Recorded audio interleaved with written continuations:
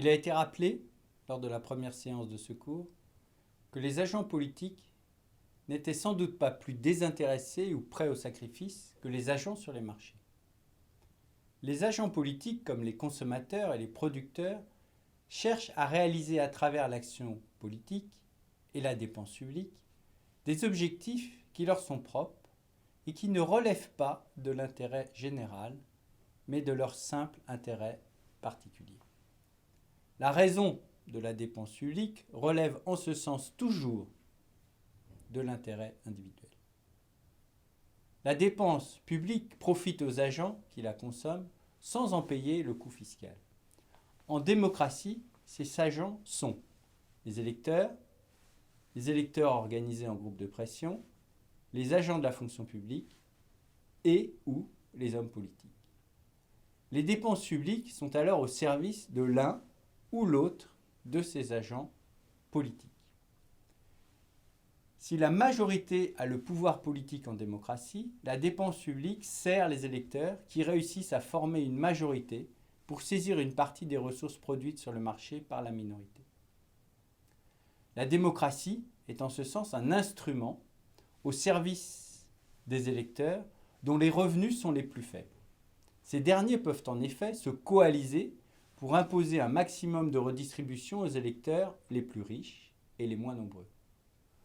Le suffrage universel est en ce sens une source de croissance des dépenses publiques et plus particulièrement des dépenses de redistribution.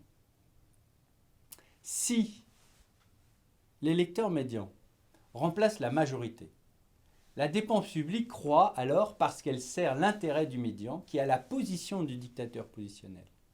L'électeur médian est dans cette position. Il est l'électeur qui fait basculer un scrutin.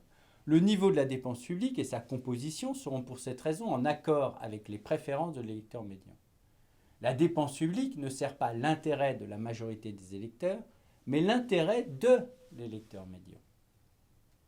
Si la majorité des électeurs pense que le libre-échange, autrement dit l'ouverture de l'économie à la concurrence mondiale, est une source d'instabilité des marchés et de volatilité de leurs revenus, ils vont voter pour les partis politiques qui proposent de mettre en place un système d'assurance sociale capable de limiter ces risques et de soutenir ainsi politiquement la croissance des dépenses publiques.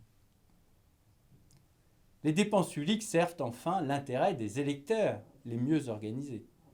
Autrement dit, les plus capables d'influencer l'action des hommes politiques. Les électeurs dont les coûts d'organisation en groupe de pression et les plus capables de surmonter les problèmes provoqués par le paradoxe de la conscience collective sont dès lors ceux qui vont réussir à faire de l'action politique une activité lucrative. Ils vont réussir à être des bénéficiaires nets de la dépense publique. Cela signifie qu'ils vont réussir à contribuer moins en impôts qu'ils ne reçoivent en services publics. Cette demande des groupes de pression ne sera relayée par l'offre politique que si les hommes politiques et les bureaucrates y trouvent un intérêt. La dépense publique demandée par le groupe de pression doit donc augmenter les chances de réélection des hommes politiques et la taille du budget discrétionnaire des agents de la fonction publique pour être mise en place. Cette intense activité des groupes de pression n'est pas sans conséquence alors sur l'évolution du ratio dépenses publiques sur PIB. Elle conduit en effet une grande partie des agents à investir dans la politique afin de capter une rente, c'est-à-dire un revenu sans contrepartie productive. Cette intense activité de recherche de rente engage d'importantes ressources qui, au lieu d'être investies dans la production, le sont dans la politique, ce qui freine la croissance de la production et favorise mécaniquement l'augmentation du ratio dépenses publiques sur PIB par la baisse, cette fois, du PIB. La théorie des groupes de pression montre à l'évidence que les hommes politiques et les bureaucrates ont aussi intérêt à augmenter les dépenses publiques pour réaliser leurs objectifs. La dépense publique peut aussi servir les ambitions, les objectifs des élus et des agents de la fonction publique. Elles peuvent servir l'intérêt des agents publics si elles leur permettent de maximiser la taille de leur budget discrétionnaire.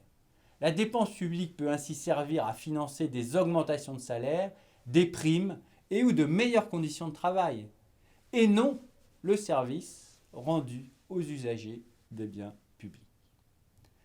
La dépense publique sert aussi la réalisation des objectifs politiques des élus. Elle permet de maximiser leurs chances de réélection. Ces dépenses leur permettront d'autant mieux de réaliser cet objectif que les électeurs perçoivent les bénéfices de la dépense publique, mais sous-évaluent son prix fiscal.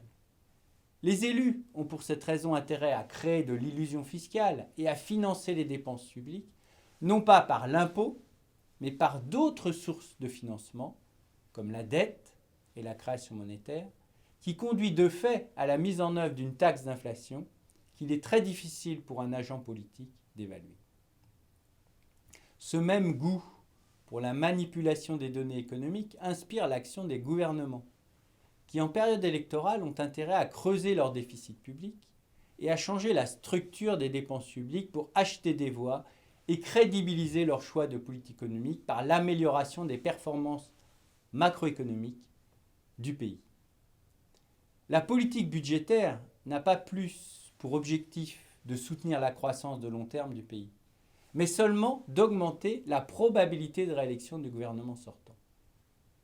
Toutes ces causes de la croissance des dépenses publiques expliquent pourquoi ni le volume des dépenses publiques, ni la structure, autrement dit leur composition par des dépenses d'éducation, par des dépenses de sécurité, de justice, ne maximisent la production ou ne respectent un quelconque critère de justice. Ces résultats expliquent pourquoi, alors, la nouvelle économie publique ne partage pas l'idée que les dépenses publiques sont une solution aux maux privés du marché, et aussi pourquoi elle développe une économie politique constitutionnelle dont l'objectif est d'empêcher que les agents déplacent le coût de leurs choix privés sur la collectivité. Les dernières séances de ce cours seront consacrées, pour cette raison, aux arguments qui justifient la mise en place de règles constitutionnelles capables de bloquer durablement la dynamique des dépenses publiques et l'holocauste des minorités économiques par la majorité. Elles présenteront les bases de l'économie politique constitutionnelle et les vertus d'un certain nombre de règles comme l'indépendance de la Banque centrale pour limiter la taxe d'inflation, les vertus du fédéralisme budgétaire et fonctionnel pour freiner l'augmentation des dépenses. Ce cours est ainsi l'occasion de présenter 11 explications de la croissance des dépenses publiques développées par la nouvelle économie politique, mais aussi de dessiner quelques perspectives de réforme.